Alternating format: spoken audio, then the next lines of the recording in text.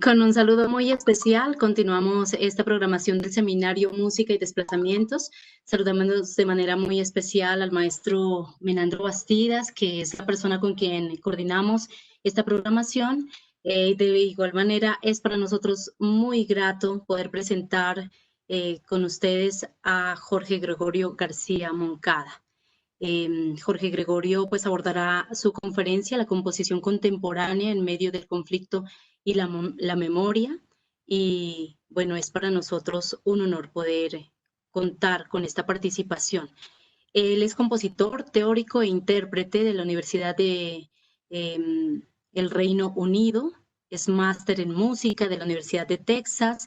Bueno, y dentro de su carrera tiene un sinnúmero de experiencias significativas que nos va a compartir el día de hoy. Jorge Gregorio, bienvenido. Maestro José Menandro también, bienvenidos a este espacio de conversación y de diálogo crítico en torno a las músicas y a los desplazamientos. Un saludo especial. Muchas gracias, Isabel. Y bueno, antes que todo, muchísimas gracias por la invitación. Me alegra muchísimo poder estar aquí en este espacio tan importante, en este espacio tan necesario de diálogo. Y me pues emociona de manera muy especial el poder compartir las experiencias que he tenido desde el aspecto creativo en términos pues más que todo la memoria, ¿sí? Y lo que ha significado para mí desde el área de la composición. Voy a compartir mi presentación. Em, Bien, entonces, la composición contemporánea en medio del conflicto y la memoria. Antes que de cualquier cosa quisiera hacer este breve agradecimiento, primero que todo a Isabel Lagos por la muy amable invitación. Y estas son personas y entidades con las cuales yo estaré profundamente agradecido porque desde diferentes áreas me han ayudado en mi proceso de investigación. Primero que todo, la Universidad de los Andes. ¿Sí? Yo soy profesor del Departamento de Música del área de composición. Soy el profesor representante de la maestría en música. Y como parte de mi proceso de investigación, ellos en los Andes siempre han dado un empuje muy importante en el área de la creación. De hecho, la Universidad de los Andes es una entidad que entiende la creación y la investigación como un proceso. Es por eso que, centrado, por ejemplo, en el centro en el Centro de Investigación y Creación, asimismo como la Vicerrectoría de Investigaciones y la facultad, asimismo como el departamento, nos han dado nos han facilitado muchos recursos de diferente tipo para desarrollar nuestras investigaciones y en particular digamos, esta faceta mía de composición en, digamos, un área que pues, vengo explorando desde hace aproximadamente, yo creo que por ahí unos 10 años, si no estoy mal. Asimismo, la Universidad de Birmingham en el Reino Unido, con quienes fueron mis maestros durante mi época de estudios doctorales, con el profesor John T. Harrison y Scott Wilson, quienes escucharon mucho todo esto, digamos, todos estos planteamientos políticos, estéticos, técnicos, tan fuera de, digamos, del área común, estando allá al otro lado del mundo. Y me ofrecieron no solamente el espacio, sino todas las facilidades y las posibilidades de desarrollo técnica que se dieron allá durante mis estudios doctorales. Asimismo, quisiera agradecer inmensamente a una persona en particular, a Erika Martínez Cuervo, quien ha escrito acerca de mi obra, la ha visto de una forma crítica desde diferentes áreas. Es muy interesante cuando un escritor, cuando un crítico de arte mira el trabajo que estás haciendo desde esas ópticas y te ayuda a descubrir, digamos que diferentes perspectivas que no necesariamente son tan claras en el ejercicio de la composición directamente. Son como de alguna manera, no sé, como tesoros escondidos, si se quiere, que estas personas como Erika Martínez, asimismo como Jaime Carvajal, quien estudió conmigo y quien también escribió su monografía de pregrado acerca de mi obra, ha precisamente generado una dialéctica bastante interesante. Y por último, pues la Universidad Nacional con el maestro Federico Demer, quien ha sido uno de mis compinches en términos de interpretación, en términos de composición, en términos de abrirme las puertas para desarrollar proyectos allá de esta envergadura.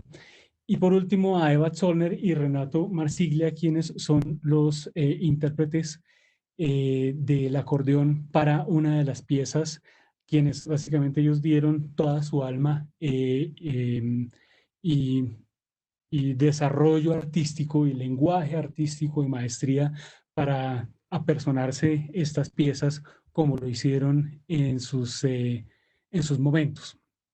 Entonces quisiera, primero que todo, hablar acerca pues, de ese planteamiento del que vamos del tema de hoy, del que vamos a hablar hoy. Eh, yo creo que se puede afirmar que la música contemporánea, y por contemporánea podríamos hablar de la música que está entre los siglos XX y XXI, y música contemporánea desde el aspecto occidental, ha venido preocupándose por un aspecto, digamos que muy fuertemente establecido en lo constructivo, en, eh, en aquellos, digamos, aspectos como más abstractos, de alguna manera, eh, centrados en observar la estructura, cómo la estructura se desarrolla, cómo la estructura nace, cómo la estructura básicamente se vuelve un lenguaje muchas veces en sí mismo. Y eso lo vemos mucho digamos, en la academia. ¿Sí? Yo como profesor de composición he tenido la suerte de ser jurado y de escuchar a muchos colegas y muchos estudiantes.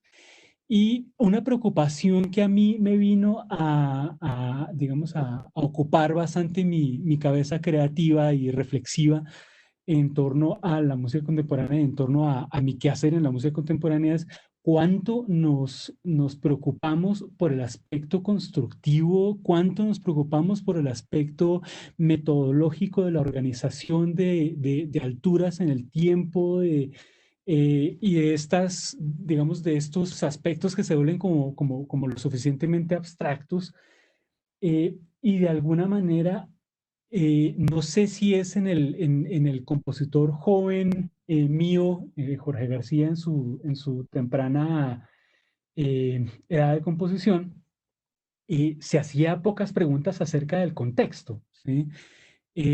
Digamos que era como una preocupación muy absolutista, y a medida que fui no solamente escribiendo pues, teniendo tiempo de desarrollo compositivo, sino también particularmente viviendo fuera de Colombia, es cuando empecé a hacerme estas preguntas muy fuertes, muy significativas, que básicamente darían un giro total a mi preocupación compositiva, ¿sí? Y es digamos, la cuestión de quién soy yo como compositor, por qué escribo, qué es lo que escribo y particularmente hacia quién escribo, si se quiere de esa manera. Entonces, cuando ya encuentro los medios electrónicos y me encuentro con particularmente lo experimental dentro del electrónico, y particularmente además con la posibilidad del desarrollo de toda una potencial a partir de la grabación y a partir de la manipulación de la grabación del sonido, esto se volvió para mí un eje absolutamente central digamos, en estas preocupaciones. Esto de la memoria colectiva cultural nacional y la recontextualización del relato no oficial como construcción de memoria. Esto para mí fue un descubrimiento, digamos, personal, compositivo importante, que hizo que mi música no solamente tuviera unas preocupaciones distintas, sino que además empezara a tener un sonido totalmente distinto y que me sacara de un punto de confort que de pronto no era tan mío y me hiciera buscar otros horizontes de tipo referencial, de tipo sonoro, de tipo discursivo, perdón, hasta de tipo yo creo que no sé, compositivo en sí mismo. ¿Sí?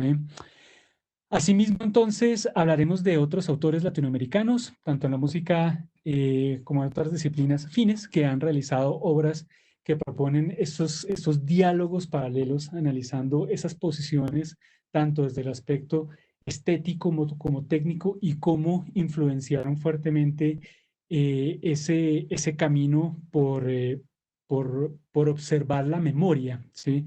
En mi obra compositiva. Primero que todo, quisiera hacer una pequeña introducción acerca de esto que llamamos la electroacústica. ¿Qué es esto que llamamos electroacústica, teniendo en cuenta que esto es una charla abierta a público particularmente no especializado? La música electroacústica sale básicamente del desarrollo tecnológico que vino a aparecer en la música occidental entre los siglos XX y XXI. Entre los siglos XX y XXI son hijos, evidentemente, de el romanticismo, y estamos hablando del romanticismo occidental, y el romanticismo occidental tiene unas preguntas muy especiales eh, que llevan hacia una exploración, digámoslo, sonora de una manera muy natural. Primero que todo, la orquesta, si la orquesta se vuelve en este animal gigantesco con unas posibilidades de color, de articulación sonora casi que sin límites. Y el aspecto del ruido se volvió uno de los componentes más importantes. Ahora, ruido lo puede entender desde el punto de vista estético como desde el punto de vista técnico. ¿Sí? Ruido yo lo entiendo aquí desde el aspecto técnico musical, específicamente como aquellos sonidos que son complejos desde su espectro sonoro. ¿Sí? Y por lo tanto son muy ricos en cuanto a su densidad y su potencia. Eso de la misma manera viene acompañado con digamos, ese paulatino, eh, esa paulatina forma de llevar la tonalidad, que es o el sistema tonal, hacia un declive precisamente por la complejidad a la que se alcanzó a llegar en ese momento. Y esto está fundamentado en el aspecto de la disonancia en el aspecto tonal. La disonancia, para utilizar palabras de compositores como Edgar Griset, como compositores como Tristan Murail, la disonancia del mismo Schoenberg, ¿sí? La disonancia se vuelve la misma consonancia en ese contexto. Y el acorde, que era el punto de referencia, el acorde era básicamente como aquel eslabón que le daba la función al evento sonoro, pierde precisamente ese eje de función, esa característica funcional poco a poco, y los compositores empiezan a buscar la organización de los acordes y la organización de los elementos sonoros a partir de el elemento de escucha, a partir del color, a partir de la textura y así sucesivamente. Por lo tanto, esto nos lleva directamente hacia el aspecto de la postonalidad. Postonalidades hay muchas, ¿sí? Hay lo que llamamos nuevas tonalidades, como lo que podemos ver en compositores tempranos como Stravinsky, con esos nuevos acercamientos hacia, digamos, la expansión del sistema tonal, si se quiere. Una música que todavía es triádica, una música que todavía se plantea en el acorde, pero el acorde de una manera totalmente distinta como era planteado por sus predecesores. Asimismo, tenemos inclusiones de materiales folclóricos, de materiales étnicos, por compositores tipo Bartók y otros compositores, como por ejemplo en el impresionismo en Debussy, los cuales están interesados en retomar el pasado y mirar hacia lo exótico, mirar más allá de Europa, mirar más allá de, digamos, de esas fronteras de su discurso clásico, romántico y así sucesivamente, para incorporar otro tipo de sonoridades, otro tipo de discursos musicales. Eso eventualmente nos llevaría hacia el aspecto atonal con un nuevo sistema jerárquico, un nuevo sistema gramatical y evidentemente a lo que se llamaría posteriormente la emancipación de la disonancia. El mismo Arnold Schoenberg, hasta donde se fue quien utilizó este término, en donde pues básicamente estamos es buscando unos complejos sonoros nuevos. Estamos buscando una música que sea mucho menos predecible en cuanto a, por ejemplo, la forma, en cuanto a cómo está organizada, en cuanto al aspecto cadencial y así sucesivamente. Y esto nos llevaría a sistemas como los de la tonalidad libre, serialismo, decafonismo y así sucesivamente. Salomé Vogelin nos da unas ideas acerca de estas estéticas enfocadas ya en el aspecto de la modernidad. Primero que todo, esto es como una especie de item list que saqué para digamos, definir estos aspectos. Primero que todo, la producción de la forma es uno de los, digamos, de las preocupaciones del compositor en este momento moderno. Asimismo como la substancial o esencial, esa obra de arte que en esencia puede llegar a ser categorizable. Una búsqueda por la objetividad, un ideal de unidad y totalidad en la obra de arte. Y esto es una de las cosas que es, yo creo que más interesantes, y es esa búsqueda por ese distanciamiento emocional, emotivo del artista en búsqueda de un discurso más puro. ¿Sí? Esa distancia está evidente en la partitura, la cual es una previsualización, si se quiere, de la música, la cual pone a la interpretación dentro de una, digamos, una temporalidad ideal. Uno coge la partitura, uno ve la partitura y uno ve el ideal del sonido, más no el sonido de una forma concreta. Y la partitura es entonces la prueba de la existencia de la música y por lo tanto determina su valor. Y esto es uno de los aspectos más interesantes. El código que representa o el símbolo que representa el sonido por encima del sonido mismo. ¿Sí? Y este es uno de los aspectos que también han sido una preocupación para mí constante durante mi periodo digamos, de esta nueva búsqueda. Hay un énfasis en la innovación, lo cual es normal dentro de estas estéticas y, por ejemplo, hay un aspecto del historiador Robert Morgan en donde él dice que él habla de una pluralidad lingüística, donde no hay un género musical que asuma una posición dominante o que quiera asumir una posición dominante en ese sentido. Y esto nos lleva posteriormente a una posición de postmodernidad. La apertura a lo experimental, donde se pierde el estándar de una práctica musical occidental específica, se hace más difuso el principio de una forma universal de expresión musical, con la exploración de procesos más individuales por parte del compositor. Y este plano, yo llamo esto el plano cartesiano digamos, tradicional de la organización musical, en donde antes estábamos concentrados en esos tres aspectos, el aspecto melódico, armónico y rítmico, pasa después a otras preocupaciones más inmediatas del compositor, en donde predomina más que todo el aspecto de la textura, timbre, espacio y tiempo, ¿sí? Como aquellas cosas que en algún momento se tomaron como factores secundarios, ahora sería como el aspecto primario. La obra, por lo tanto, persigue una experiencia artística real o ideal, y hay una búsqueda en la audiencia o en que la audiencia tenga una conexión con la obra, con experiencias personales e individuales. Y para mí esto es una cosa absolutamente importante y es eh, tener una conexión con el público, ¿sí? Una conexión emotiva, una conexión simbólica, si se quiere, ¿sí? Una conexión de tipo cultural y una conexión de tipo social de la misma manera.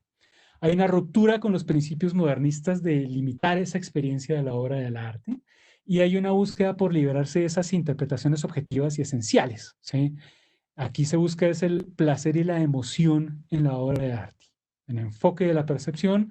Asimismo, la obra deja de ser un referente como objeto memoria universal y se convierte en una multitud de memorias que el oyente lleva o adjudica a la obra. Y eso es una cosa que también para mí se vuelve en un aspecto poético absolutamente importante. Y es que es básicamente como ofrecerle al auditorio, al oyente, casi que no sé, que un libro en el cual la música fluye y son las memorias de quien está escuchando las que empiezan a reconfigurarse de diferentes maneras y de formas individuales y por lo tanto tenemos una multiplicidad de experiencias en el público dependiendo de sus factores culturales, digamos, propios e individuales.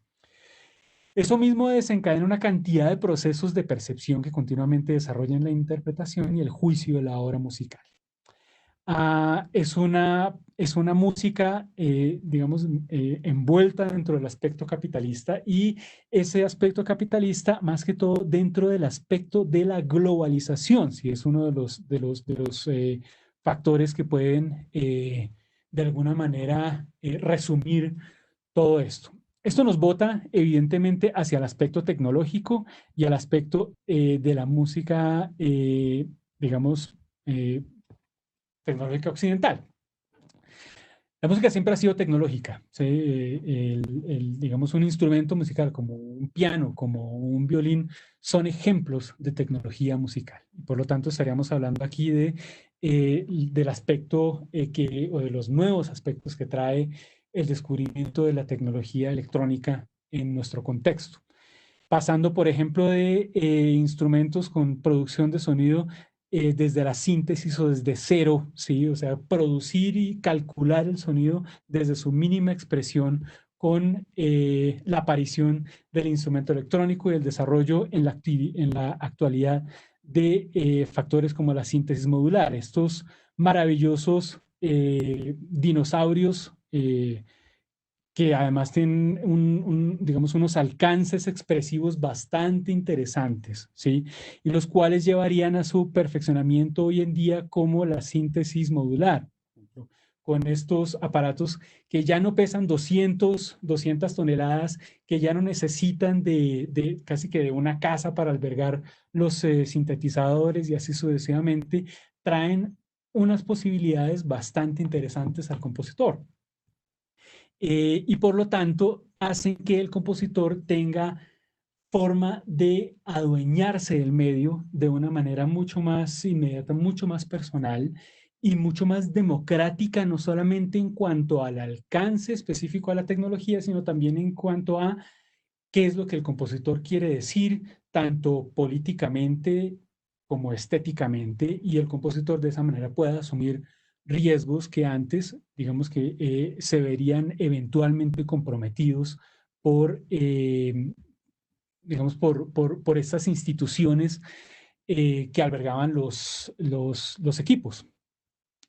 Eso es otro aspecto importante y es el de la posibilidad de fijar y manipular el sonido creando nuevas posibilidades, ¿sí? O sea, la música siendo grabada y siendo manipulada. Esto es lo que llevaría entonces a lo que llamamos o lo que se denominó la musique concrète o la música concreta por Pierre Schaeffer.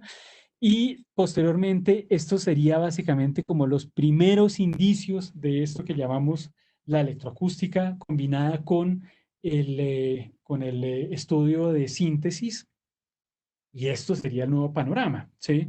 Aquí vemos entonces, todos estos son los intérpretes, todos estos altoparlantes distribuidos a lo largo, a lo ancho, a lo alto del recinto, son nuestros intérpretes hoy en día y esta persona que está aquí sentada controlándolos y administrando cuál es la señal que va para dónde es básicamente como algo así muy parecido a lo que sería el intérprete de un órgano de estos gigantescos, ¿no es cierto? En donde tiene toda una cantidad de controles que hacen que el sonido se vuelva, o tome ciertas dimensiones, tome ciertas texturas, ciertos colores y así sucesivamente.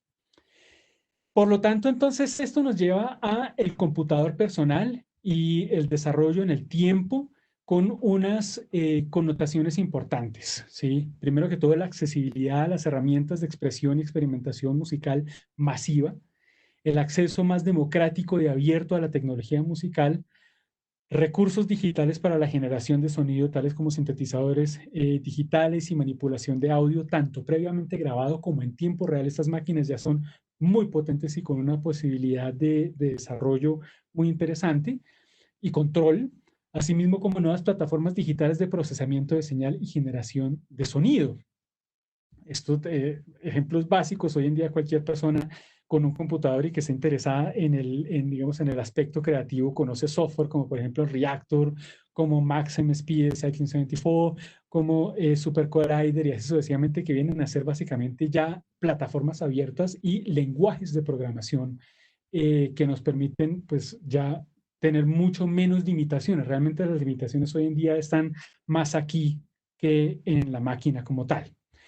Y la música electroacústica, por lo tanto, se puede sintetizar en el aspecto electroacústico como sonido reproducido por medios electrónicos, por los altavoces, lo cual sería la definición, digamos, la más pragmática. Sin embargo, tendríamos esta otra, que es la que más me interesa a mí. Es una forma especial de arte musical diseñada para una escucha atenta, con un énfasis particular en el espacio y en el timbre. Y esto es uno de los aspectos que más me enamoraron a mí de la electroacústica y por eso es que terminé yo, digámoslo, casado con el medio digital, con el medio electrónico. Eh, esto es así, aunque sin embargo, otra vez estamos hablando del medio, eh, pero la otra pregunta es qué es lo que hacemos con el medio y cuál es el contexto discursivo y cuál es el contexto cultural que hace un compositor, eh, yo no sé si podría hablar de un compositor latinoamericano, dado que hablar de un compositor latinoamericano es una de las falacias más grandes. Lo latinoamericano es tan plural, es tan distinto dentro de sus concepciones, que yo creo que las latinoamericanoidades, si se quiere, podría ser un acercamiento un poco más realista. De hecho, si nosotros hablamos y nos centramos en el aspecto, por ejemplo, nacional, colombiano y más aún en el bogotano, yo creo que es muy difícil que dos compositores bogotanos suenen igual, suenen parecido. A eso me refiero a que aquí en Colombia, y yo creo que eso es una de las bendiciones de ejercer aquí en Colombia la práctica musical. Yo no creo en una escuela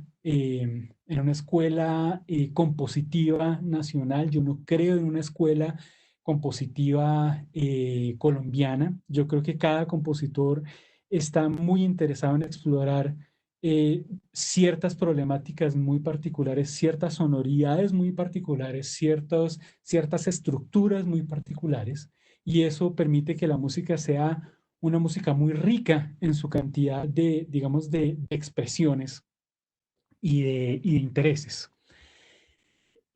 Las perspectivas desde mi oficio de la composición para estas obras, básicamente las concentré, por lo tanto, en esto. Esto fue como una especie de ejercicio de autorreflexión y muy posterior, realmente. Primero que todo, la música como el lenguaje universal. ¿Hay tal cosa como una música o un lenguaje universal en términos musicales? Evidentemente no, no creo en eso. Y tan no creo en eso que, pues, digamos, esa afirmación anterior eh, sintetiza esta preocupación. La aparición de una necesidad por buscar un discurso de identidad. Pero ¿cuál es el discurso de identidad? Estamos hablando de una identidad latinoamericana, estamos hablando acaso de una identidad colombiana local. ¿Qué es lo que significa una identidad local? ¿Qué es lo que significa ser local?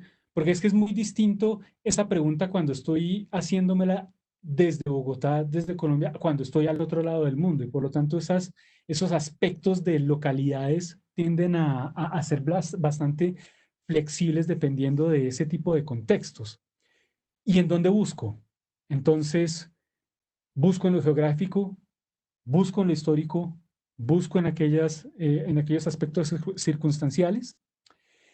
Eso lo lleva a uno a, digamos, establecer ciertas conversaciones uno mismo acerca de honestidad, ¿sí? De honestidad, y esa honestidad en principio con el material, primero que todo. ¿Qué estoy, qué estoy buscando y por qué estoy buscando ahí? ¿Sí? ¿Dónde estoy buscando? Y esta es en particular bastante problemática. ¿Para qué y cómo voy a usar ese material? ¿Qué es lo que quiero hacer con ese material? ¿Sí? Eh, Esto también nos bota a una postura política cultural.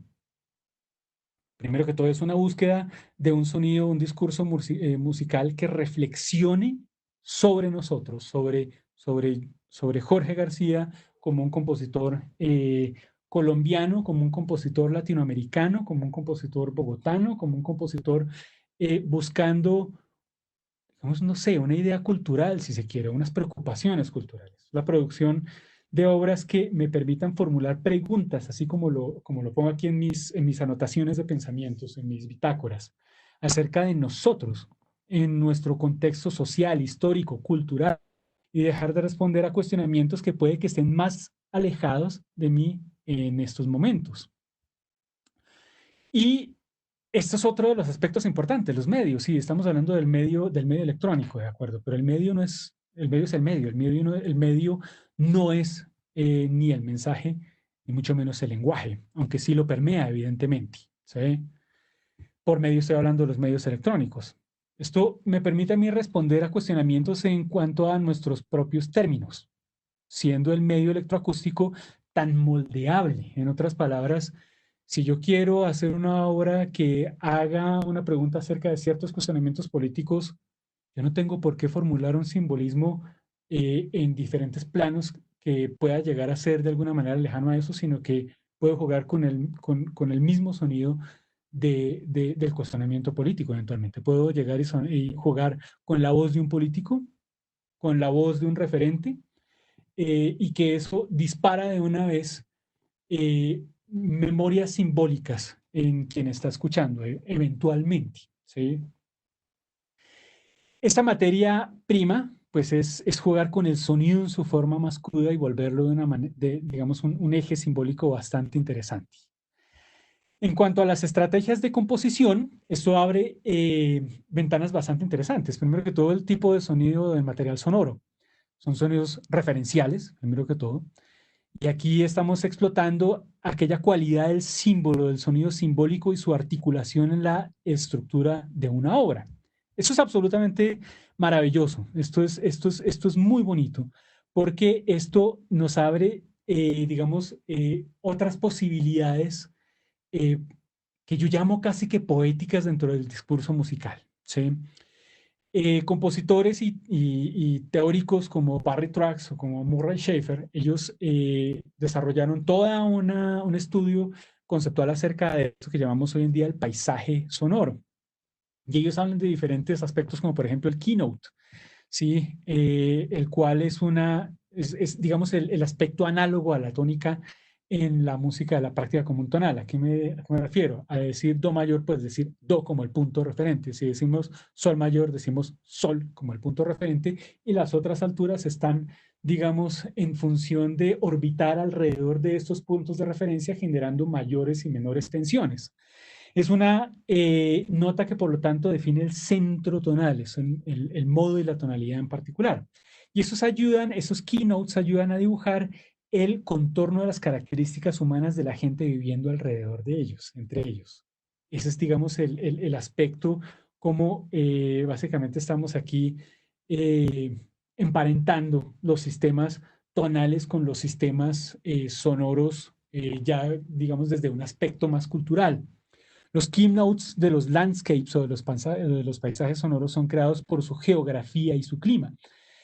Por ejemplo, estamos hablando del sonido del agua, sonido del viento, bosques, aviones y así sucesivamente. Y estos sonidos se vuelven simbólicos para aquellas personas metidas dentro de ese aspecto cultural, dentro de esa vida cultural que yo llamo una vida acústica, si se quiere. Y esto nos lleva hacia los significados arquetípicos, o sonidos arquetípicos también, son sonidos impresos en la memoria colectiva de un grupo de personas a lo largo del tiempo. Esto también está relacionado con los señales o sound signals, utilizando la terminología de ellos, que son sonidos en primer plano, que son escuchados de manera consciente, así como campanas, pitos, cornos, sirenas, y estos permiten básicamente generar como una especie de comunidad acústica, si se quiere. ¿Sí? Una campana de catedral define un espacio casi que teológico, si se quiere, ¿sí? De esa manera. Y los soundmark son sonidos de una comunidad en particular, los cuales posee,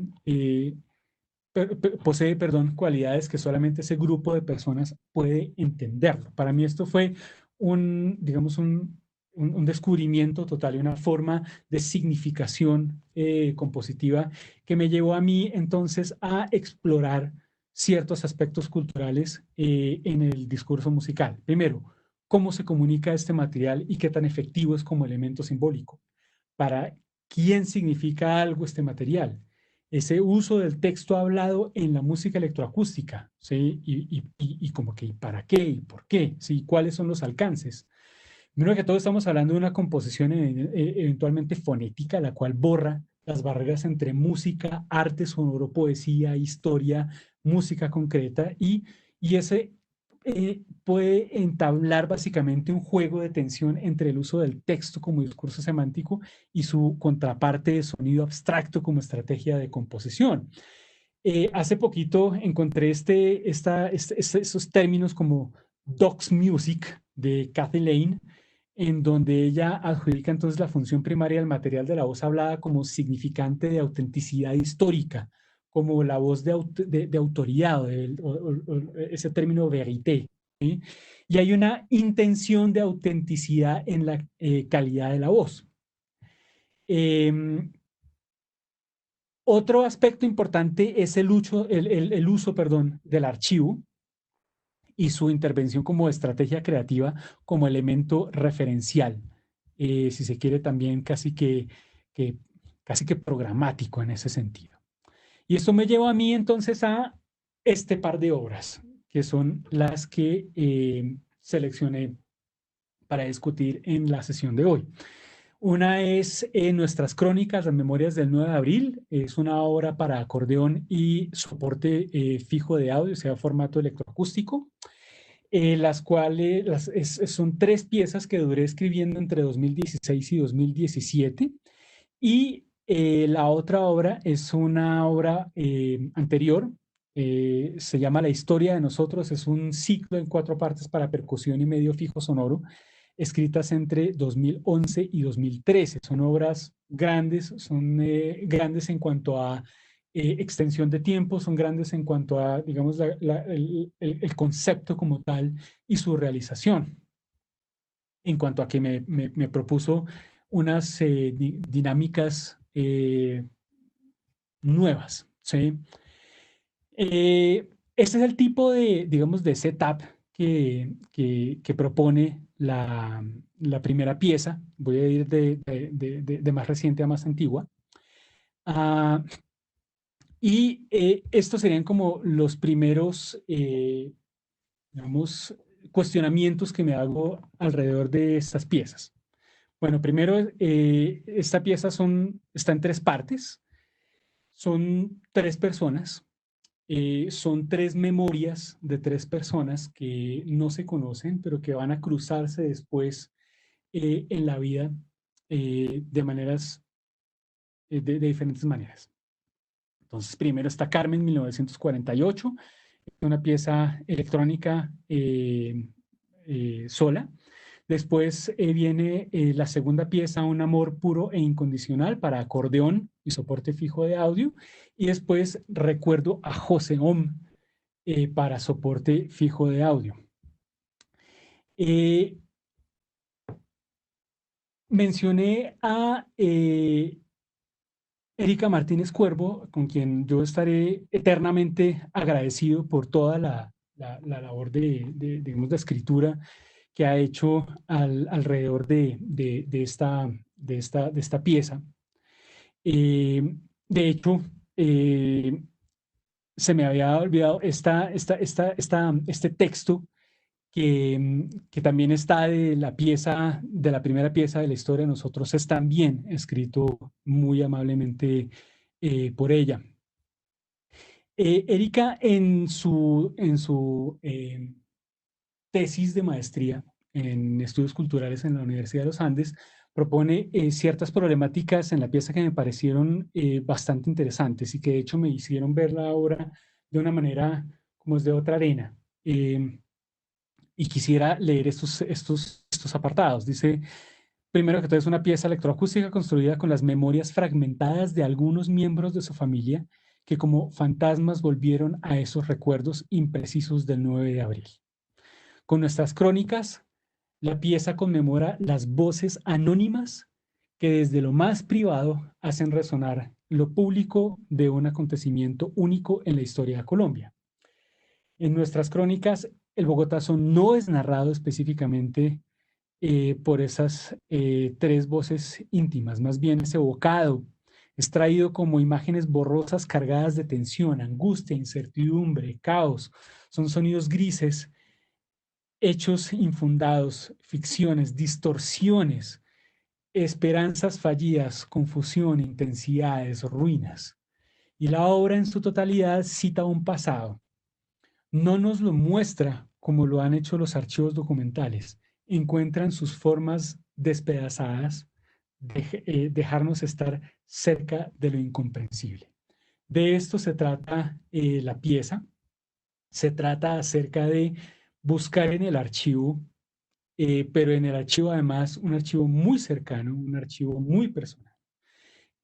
Carmen es la abuela de mi esposa, quien se casa cerca del 9 de abril y cuenta en una grabación a cada uno de ellos, les puse el micrófono de solapa y les dije, cuéntenme lo que ustedes se acuerdan del 9 de abril y cuéntenme cuáles son sus experiencias alrededor de esto. No necesariamente tienen que contarme el Bogotazo, sino memorias que de alguna manera estén, digamos, interconectadas acá.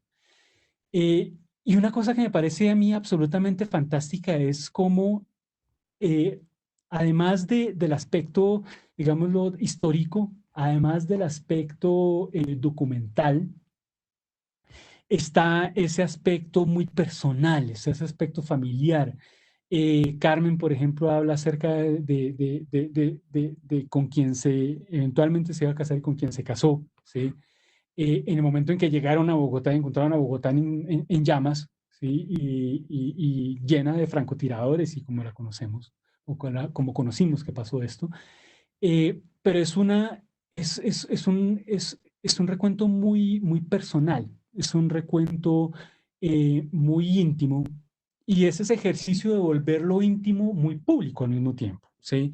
Que es lo que pasa con este tipo de obras. Y por lo tanto, ese ejercicio mío como compositor con, por ejemplo, después Un amor puro e incondicional, esa es mamá, esa es mi mamá. Y de hecho está escrita para acordeón porque mi mamá cuando yo era muy chiquito tocó el acordeón.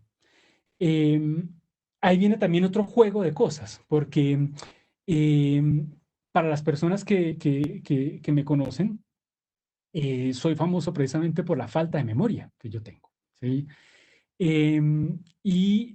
A mí me pasa que de mi niñez yo me acuerdo muy poco. Yo tengo básicamente como unos parches desconectados, pero tengo imágenes y esas imágenes están llenas de mucha emotividad. Y una de esas imágenes es ver a mi mamá con su acordeón tocando valses, ¿sí?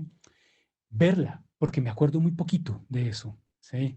Y José Om es mi papá.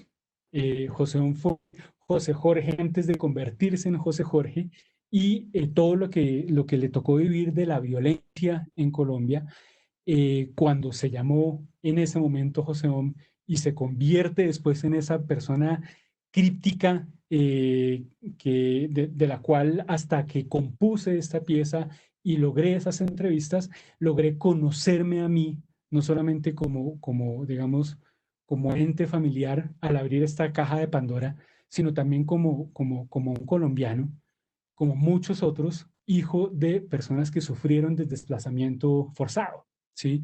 Algo de lo cual yo no era para nada, digámoslo, consciente, o no para nada lo sospechaba.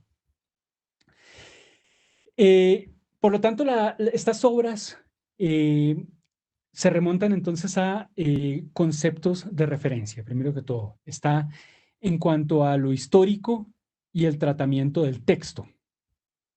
Hay unos referentes acá importantes, aquí no me voy a demorar mucho realmente. Está el aspecto de lo político, ¿sí? Cuando uno escribe obras con estos tintes, ¿uno está tomando bandos? ¿Uno debería tomar bandos? ¿Hay posibilidad de ser neutro? ¿La denuncia cuando la hay es neutra? Asimismo, Amin Malouf es uno de mis escritores preferidos y leyendo uno de sus libros, creo que el que más me gusta, Orígenes, se hace esta pregunta que para mí básicamente se volvió como el credo durante el proceso de esta composición. Y la voy a leer. El pasado no puede ser, perdón, el pasado no puede por menos de ser parcial, ni puede por menos de ser algo reconstruido y reinventado. Nunca se cosechan en él sino las verdades de hoy. Si nuestro presente es hijo del pasado, nuestro pasado es hijo del presente, y el futuro será el secador de nuestras bastardías. Es de una potencia, de una profundidad este planteamiento de Malouf que a mí me hizo básicamente como repensar esta cuestión de yo por qué estoy volviendo al pasado. Cuál es esta necesidad de buscar esa memoria y cómo la voy a replantear en términos musicales? El acordeón y mamá. Entonces, por ejemplo, siempre quise escribir una pieza para acordeón. Esto es parte de mi bitácora. Ese deseo no obedece necesariamente a un capricho técnico netamente musical. Por supuesto que siempre he considerado el timbre de ese instrumento totalmente fascinante, sus amplios registros, su imponente y a la vez delicada dinámica. Paulino Oliveros, Luciano Berio, cómo escapar de las evocaciones pictóricas casi poéticas de una propuesta como compositor como un Takemitsu, por ejemplo. Y el acordeón en mi caso es un instrumento que inevitablemente tiene el inmenso poder de evocar memorias que pocos timbres instrumentales tienen, ¿sí? Mi madre tocó ese instrumento desde que tengo uso de memoria. Esa pieza no es solamente un homenaje personal, sino un testimonio de sus memorias. La pieza circula referencialmente alrededor de dos polos, desde algo tan personal y profundo como el amor, al terror de sus memorias de la violencia como aquella desatada durante el 9 de abril cuando ella estaba en sus épocas de niñez, y de lo cual se acuerda muy poco. Entonces empieza ahí el juego de la memoria con la violencia y este punto importante del punto de arranque. Mamá, cuéntame, ¿de qué te acuerdas del 9 de abril y de la relación con tus papás? Y ella empieza a relatar, digamos, esos momentos de angustia, esos momentos de desesperación, pero la sorpresa es que dentro de eso siempre hay una reflexión acerca de ese cariño y de esa protección y de ese amor tan grande de sus papás, particularmente de su papá, de quien fue mi abuelo. Y la pieza se volcó hacia, digamos, terminó siendo como una especie de canción de amor, si se quiere. Y eso se dio por sí solo y para mí fue una sorpresa absolutamente maravillosa. Es una pieza que casi que se poetizó en sí misma por su mismo ¿cómo lo podríamos poner? Material documental. Eso me botó entonces a digamos, el recuento de mamá. Me botó a mí entonces a buscar entonces en las grabaciones de la Radiodifusora Nacional de Colombia, en los archivos, en irme a la séptima ahí ¿qué es esto? Ahí cerquita a la iglesia de San Francisco, eh, buscando el sonido de las campanas. De hecho, el sonido del campanazo a la 1 de la tarde, que fue el último que Gaitán escuchó antes de ser asesinado. Yo creo que es uno de los últimos sonidos que él utilizó, perdón, que él percibió. Si alcanzó a percibirlo, yo creo que sí, según las fuentes de tiempos. Y por eso es que, por ejemplo, ese sonido de campana está constantemente como una forma poética en las piezas. Asimismo, como sonido del tranvía, como fragmentos de discursos de Gaitán. Todo eso está cargado de una simbología poética que hace que la obra tenga digamos, esas sonoridades, esas particularidades específicas. Y hay ciertos referentes en la literatura que también fueron muy importantes para mí. Desde el punto de vista de la literatura de novela, ¿sí? Está evidentemente Gabriel García Márquez con su Vivir para contarla, asimismo como Juan Gabriel Vázquez en Las formas de las ruinas. También está muy presente en la obra de Miguel Torres, en su trilogía del 9 de abril. Son unos recuentos, particularmente el incendio del 9, el cual se volvió el cual me permitió básicamente como hacerme todo un imaginario para el desarrollo poético digamos, de las piezas. Herbert Brown es un historiador que ha documentado de una manera ejemplar digamos, no solamente el 9 de abril como el Bogotá, sino también eh, la, la realidad política y social, ¿sí? Y esto permitió que las obras digamos que tornaran a ciertos cuestionamientos, ¿sí? A que la selección del corte y pegue y después yuxtaposición de materiales de sucesivamente empezara a tener como unos sentidos particulares de tipo histórico, ¿sí? Que llegaran a contarnos algo, a sugerirnos algo, ¿sí? El aspecto fotográfico de Sadi González.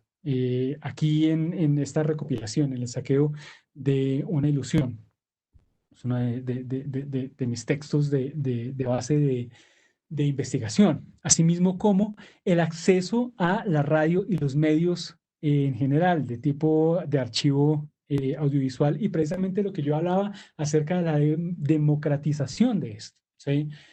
Eh, Programas como las joyas de la corona de la Radio Nacional de Colombia, asimismo como encontramos, yo no sé si están todos, pero muy posiblemente podríamos hablar de una colección gigantesca de los registros sonoros de discursos de Gaitán, ¿sí? Los cuales están ahí, ¿sí? Para básicamente recontextualizar en ese sentido. ¿Sí? Este es un ejercicio de recontextualización, ¿sí? De voltear a mirar la memoria y revisitarla, pero no revisitarla de una manera archivista, de una manera histórica, sino como cuestión, como un cuestionamiento de dónde venimos nosotros como sociedad bogotana, en este caso yo. Eh, ¿Cuál es mi función realmente en este momento, en este sentido de la composición musical de la trilogía? Ah, ¿Y qué significa realmente hacer memoria? ¿Qué significa mirarnos a nosotros en términos culturales? Eh, y cómo eso llega a tener unos resultados, unos tintes diferentes en términos de la composición musical, porque la composición empieza a sonar distinto, ¿sí? empieza a sonar de una manera especial. Distinto no necesariamente significa mejor, ¿sí? Pero sí hay digamos, uno amplía su gama de colores y de formas de expresión al buscar en estos sitios, ¿sí? La otra pieza es la pieza del 2011 al 13, La historia de nosotros. Es una pieza para percusión y electroacústica también, y tomó como punto referencial la historia cosmogónica, si se quiere, mitológica y sonora de los Utoto Murinmuinani en esta región del país. Fíjense, a esto me refería en cuanto a lo local, ¿sí? Esa pieza yo la escribí cuando estaba en Inglaterra haciendo mis estudios doctorales, y pues cómo es que estos sentimientos de localidad tienden como a fluctuar en este sentido. Claro, el aspecto evidentemente nacional colombiano. ¿Por qué llegué acá? Este es un instrumento que me llegó a mí por accidente, el maguaré. Hasta ese momento debo confesar que no lo conocía. Y eso es otro de los aspectos que más me interesaron de la explotación digamos, de estos recursos simbólicos, de estos recursos sonoros en mi época, en esta época de la composición. Un instrumento con un significado tan profundo, desde lo espiritual, desde lo simbólico, desde lo sonoro, evidentemente, porque cualquier músico que escuche un maguaré, eh, dudo que no se enamore profundamente de la cualidad sonora de esto, ¿sí? Me botó a mí a buscar en él, ¿sí? A buscar qué es lo que significa un maguaré, porque evidentemente lo que uno oye cuando uno, lo que uno piensa cuando uno oye un maguaré es: "Oh, este sonido es absolutamente increíble, yo quiero hacer algo con él", pero mi primera reacción fue: pare y entérese de qué se trata ese instrumento. Eso me botó a mí a hacer una investigación que me llevó muchísimos meses, de hecho, no me lo esperaba. Es un instrumento de tipo ritual, es un instrumento de señalización. Eh, Hubo historiadores, hubo antropólogos que de hecho lo llamaron como el código Morse del Amazonas, dado que por medio de sus toques también ellos, las comunidades alrededor del río, se comunican, muy parecido a lo que sería pues el Morse en ese caso.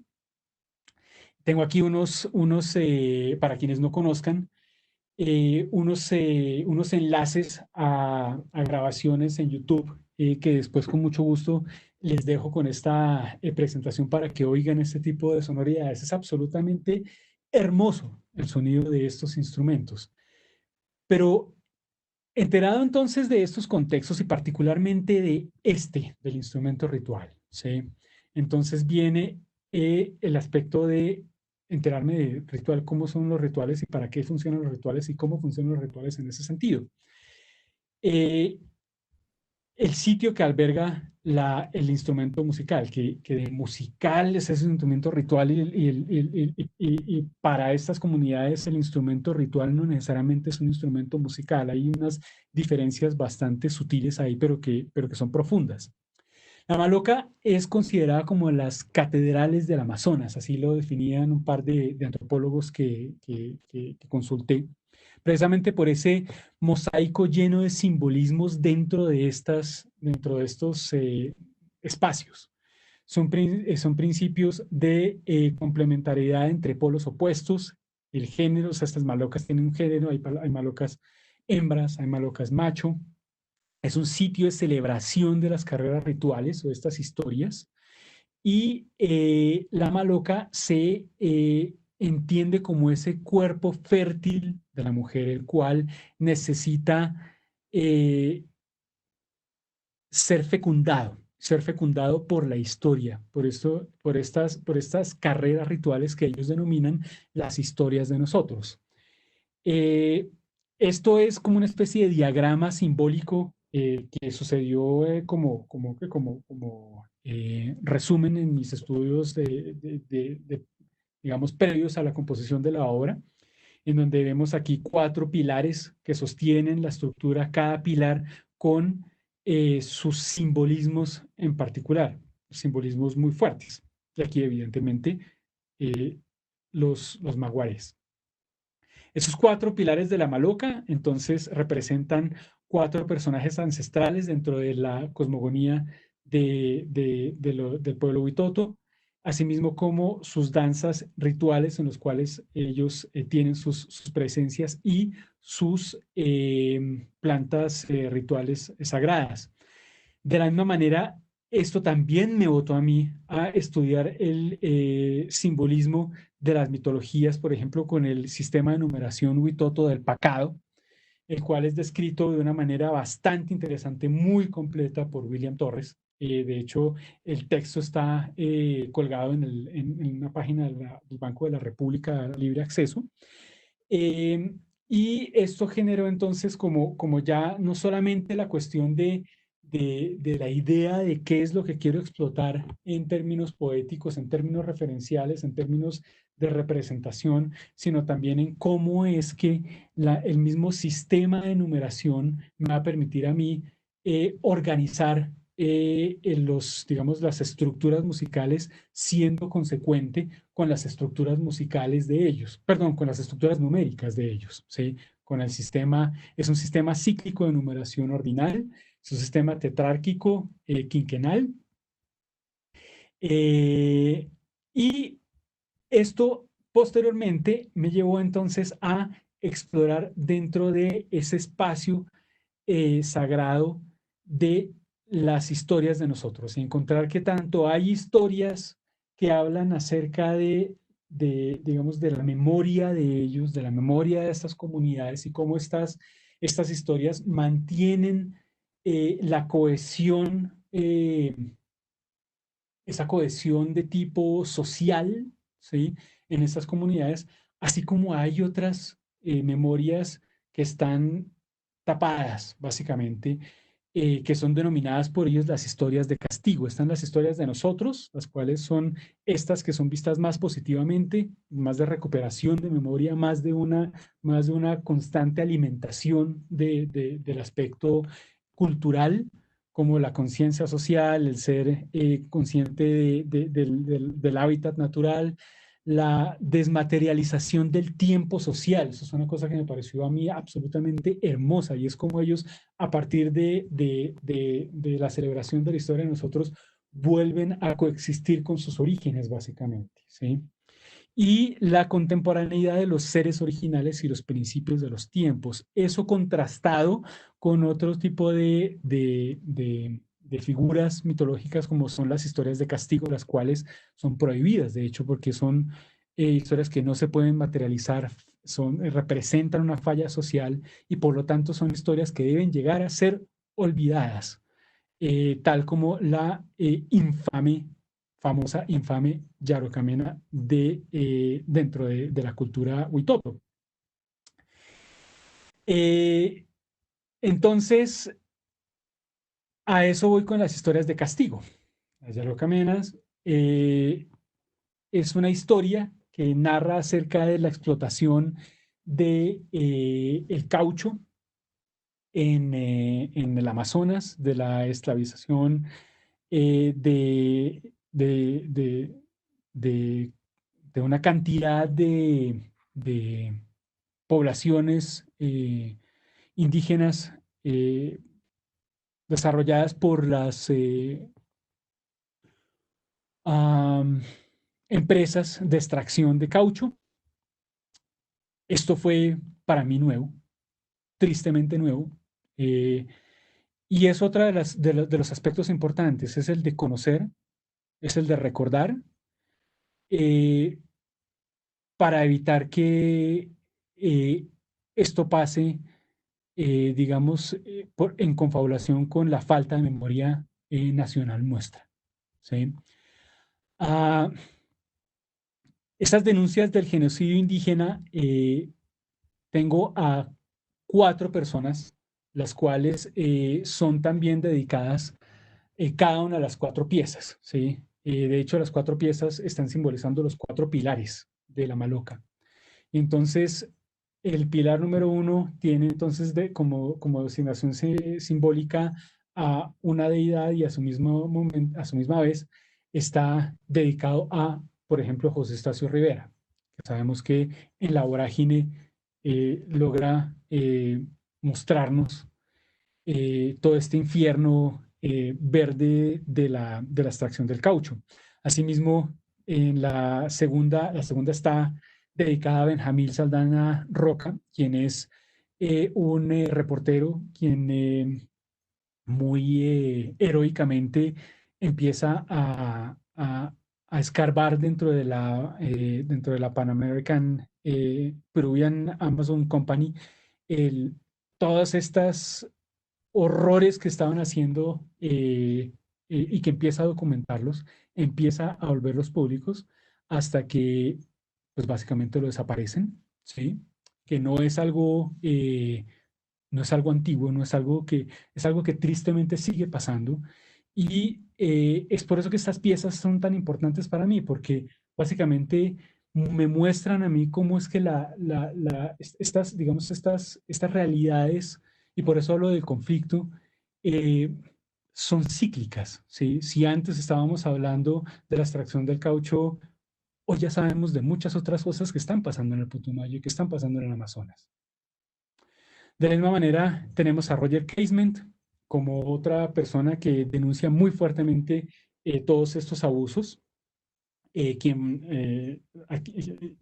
Mario Vargas Llosa, quien gana el premio Nobel por una novela dedicada a la memoria de Casement, en este caso. Y finalmente a Walter Hardenberg, quien es el ingeniero a quien Saldaña Roca pasa toda la documentación y aquí empieza todo este flujo de información que pues básicamente llegaría después a las denuncias por los estragos de la extracción del caucho a principios del siglo XX. Y que pues, como lo digo, sigue pasando con diferentes modalidades, diferentes intereses. Por lo tanto, entonces, ya para redondear, eh, empiezan esas preguntas. Primero que todo, la memoria. ¿Qué es memoria, por lo tanto? ¿Sí? En términos del diccionario, este es el Box, creo, es la capacidad de recordar. Es una imagen o conjunto de imágenes, de hechos o situaciones pasados que quedan en la mente. Y particularmente yo me interesé mucho como en pensar y repensar estos dos primeros de acá, ¿sí? Este libro, el de Resistencias al Olvido, la memoria y arte en Colombia, esto fue otro accidente de estar buscando en librerías. Esto fue en la librería de los Andes. Y encontré una introducción en este libro, lo tengo de hecho, de María del Rosario Acosta, en donde ella formula ciertos aspectos que me parecieron a mí como fundamentales. Ya digamos, en la postcomposición, estas piezas ya han sido estrenadas, ya han sido tocadas, ya han sido grabadas, o sea, ya están públicas. De hecho, estas piezas las pueden encontrar en, en, eh, en Spotify, las pueden encontrar en iTunes, las pueden encontrar hasta mi mismo canal de SoundCloud. Y hay ciertos cuestionamientos que hace Rosario Acosta, que se volvieron como aspectos digamos, de preocupación fundamental para mí. Cuando la obra de arte busca referirse a la historia, cuando busca ser ella misma, de algún modo memoria, hay algo en ese gesto distinto a una intención de resolver y dejar allá lo sucedido atrás. Algo distinto también a una voluntad archivística de acumulación. Y por lo tanto, empezamos a ver esa posibilidad de revisitar el pasado sin pretender apropiárselo. Es como nosotros miramos hacia atrás y cómo nos permitimos acompañar al pasado en su pérdida, presenta los propios lenguajes de la obra de arte una experiencia de duelo, hablando de otras memorias, de otros modos de comprender la tarea del recuerdo. Y esta me pareció absolutamente hermosa. ¿Qué significa entonces hacer memoria en un contexto marcado por una historia de violencia y olvido como la que se ha vivido en Colombia durante el último siglo? ¿Sí? Esto es, yo creo que una preocupación hoy en día cada vez que yo me acerco a una partitura, ¿sí? O al computador, de hecho. Y esto me abre entonces a mí a entender la composición como un ejercicio para recobrar la memoria, ¿sí? La memoria colectiva, una memoria cultural nacional, una memoria personal, un ejercicio de renunciar al olvido, por lo tanto, es un ejercicio de resignificar el presente por medio de tejer fragmentos de versiones de pasados fuera del discurso oficial, y eso es otro de los aspectos más importantes que quiero explotar, ¿sí? Y es darle la voz a quien no es escuchado, eh, con las implicaciones políticas que eso tenga, por las implicaciones históricas que eso tenga, ¿sí? Una búsqueda desde el campo de lo artístico, desde lo musical, en el testimonio, en la tradición oral, el poder fragmentario del testimonio del que nos habla Erika Martínez en su tesis, la fragilidad inherente en la memoria, ¿sí? Y ese bordear la historiografía por medio de usar la memoria, en cuanto a que la memoria no necesariamente es lo mismo que hablar de lo que hay en la historia.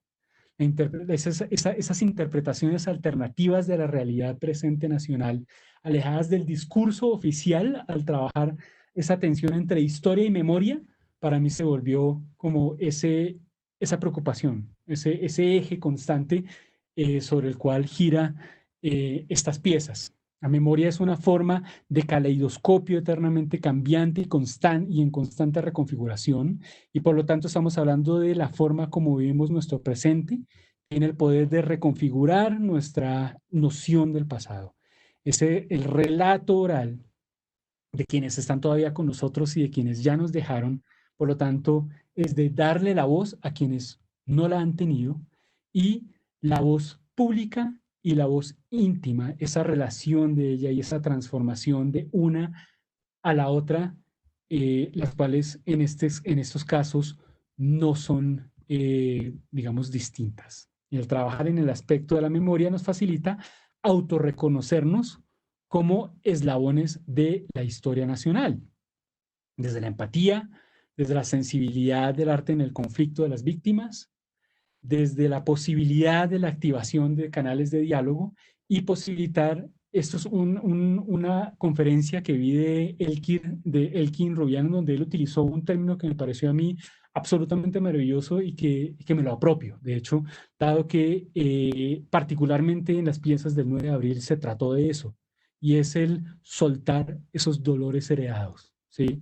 Esos dolores de quienes están con nosotros o estuvieron con nosotros, que nosotros heredamos este tipo de violencias y de dolores y de resentimientos, los cuales ya en ese momento podamos mirarlos atrás, observarlos y visitarlos sin dejar de cargarlos a cuestas nosotros mismos, y por lo tanto asumir un presente y futuro con una óptica crítica basada en revisitar el aspecto de la memoria.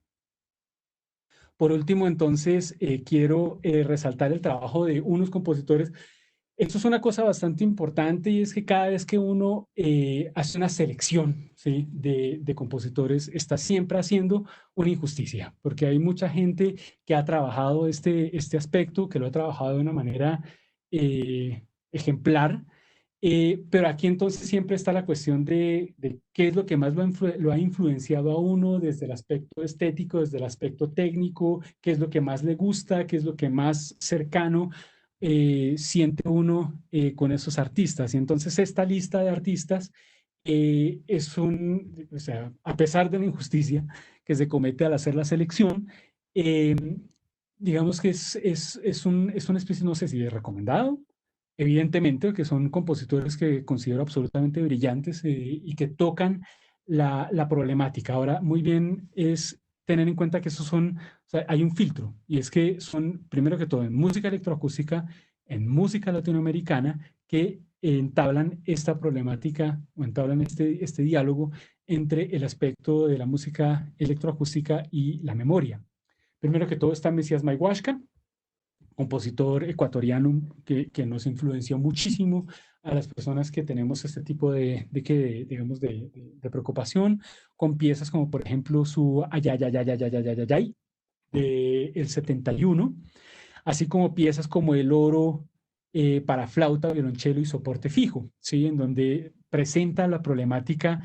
Fíjense, aquí está la parte del texto. Por ejemplo, los otros, tiene tres fragmentos escritos por Guaymán Poma de Ayala, un indio del Perú, quien décadas después de la conquista escribió una memoria sobre estos hechos apocalípticos y estas frases que son tan actuales realmente. Estaban como un hombre desesperado, tonto, loco, perdido el juicio con la codicia del oro y la plata. A veces no comía con el pensamiento de oro y plata. A veces tenía gran fiesta pareciendo que todo era oro y plata. Los encerró pidiéndole oro y plata. Le echó fuego y le quemó. Asimismo mató a los dichos incas y a los otros señores grandes con varios tormentos pidiéndoles oro y plata. Y así sucesivamente. Es una obra absolutamente maravillosa. Y otros compositores que toman otro tipo de preocupaciones. ¿Sí? Por ejemplo, Corión Aronian, quien nos dejó hace relativamente poco y quien nos cuestionó de una manera como muy pocas personas nos hicieron cuestionarnos en cuanto a nuestro quehacer musical, en cuanto a nuestro quehacer musical dentro de la cultura, dentro de nuestra cultura latinoamericana. Eh, Piezas como, por ejemplo, el homenaje a la flecha clavada en el pecho de don Juan Díaz de Solís, ¿sí? Una pieza electroacústica hecha con instrumentos del altiplano andino, pero con un respeto total hacia el instrumento, con un respeto hacia la tímbrica, con un respeto hacia el sonido, de tal manera que él no tiene que volver estos sonidos otras cosas, sino tiene que volver una quena, una hiperquena, una super... No, la quena en su belleza natural, ¿sí? Y esto para mí también me influenció, o sea, para mí fue una influencia muy fuerte en cuanto a la forma como escuchamos. Es una forma de escucha cultural, es una forma de escucha, eh, mm, sí, no sé, yo creo que la palabra cultural lo resume. Otros compositores, por ejemplo, en Argentina, Argentina ha sido, pues evidentemente muy activo en ese sentido. Está, por ejemplo, Gonzalo Vifarella con su pieza La máquina de picar memoria, que es un recordatorio a los 30 años del golpe militar, donde utiliza fragmentos de las víctimas para hacer la pieza. Jorge Sadlevi con, por ejemplo, el Nesnaz, asimismo como Raúl Minzburg, utilizando sonoridades que representan de alguna manera ese tipo de soundscapes, ya que estábamos para utilizar la terminología característica de la violencia, de, del- de la, de todo lo que tiene que ver con los derechos humanos y pues, todo lo que pasó durante los 70s. Asimismo, Ricardo de Armas también tiene otras posturas bastante interesantes al respecto. Chile tiene uno de los compositores que más me han interesado eh, analizar y escuchar en ese sentido con José Miguel Candela. Él escribió hace poquito sus 4 piezas eh, por los derechos humanos, utilizando grabaciones de testimonios de chilenos que, como ven ahí, vieron sus derechos humanos violados durante la dictadura de Pinochet, ¿sí? Y es de una fuerza, de una delicadeza, pero al mismo tiempo de un respeto por la fuente digamos, por esas personas, por quien está detrás del texto, que es absolutamente mágico, ¿sí? Y ejemplar. Y en Colombia está también el trabajo de Santiago Lozano, de quien no voy a hablar mucho de su ópera Violeta, porque él va a ser uno de los expositores mañana. Y espero que no se pierdan la presentación, ni la de él ni la de los otros.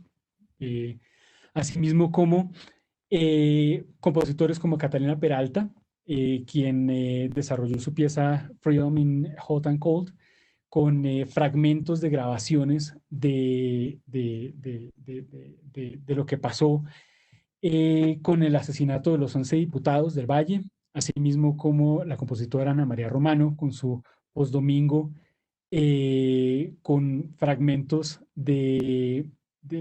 que tienen que ver, o sea, sonoridades que están relacionadas con aquella cuestión del no, del que haya ganado el no, con el plebiscito para votar los acuerdos de paz, por ejemplo. Fíjense que todos estos compositores buscan como como plantear ciertos, eh, no sé si la palabra son preguntas, o reflexiones desde lo sonoro, reflexiones desde lo referencial, ¿sí?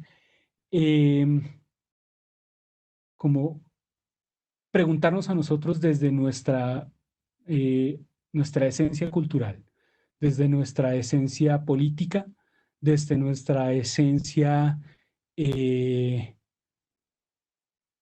nacional, si se quiere, ¿sí? Y con esto ya concluyo mi charla de hoy. Muchísimas gracias por la invitación, muchísimas gracias por escucharme. Espero que les haya gustado la presentación. Gracias.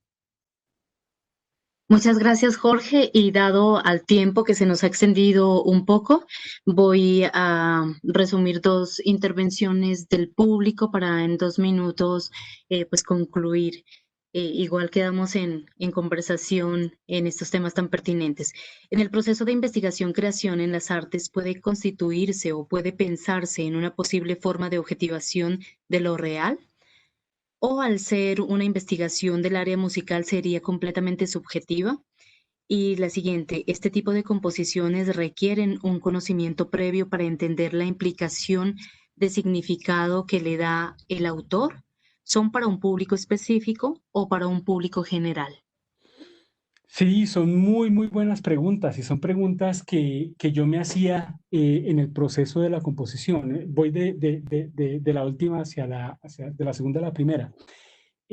Sí, yo creo que estas obras hablan de una problemática nacional, hablan de una problemática cultural, eh, y las entiende, si se puede hablar del factor de entendimiento en ese caso, una persona que esté relativamente cercana o cercana a nuestra cultura. Eh, yo creo que eso no hay problema con eso. Yo creo que una música que reflexione acerca de nosotros, una música que, que nos mire a nosotros como un ente cultural que necesita de una autorreflexión y de una visita de memoria precisamente, ¿sí? Para entender su presente, es perfectamente consecuente, yo creo, digamos, para el, para el artista en general, ¿sí? No necesariamente para el compositor. Eh, Isabel, ¿tú me puedes resumir la primera, por favor? La primera pregunta. Sí, claro que sí.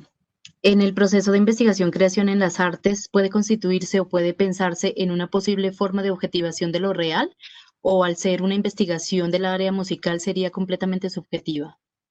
Yo creo que siempre termina siendo subjetivo, porque desde el aspecto histórico, desde el aspecto artístico, no histórico realmente, ahí es en donde está la subjetividad, ¿sí?